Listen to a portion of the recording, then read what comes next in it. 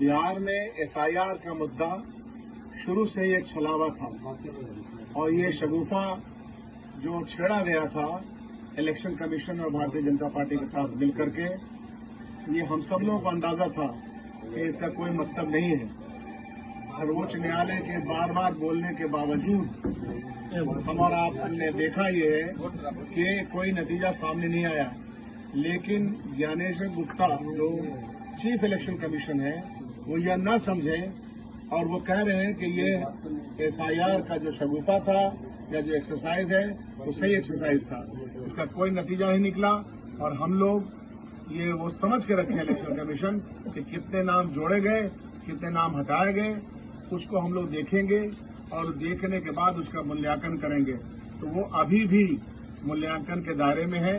उनके कहने से ये बात नहीं खत्म हो जाती कि एसआईआर का मामला खत्म हो चुका है। जो उनको चाहिए था उनको मिल गया। सत्य में जयते, सत्य की ही जीत होती है।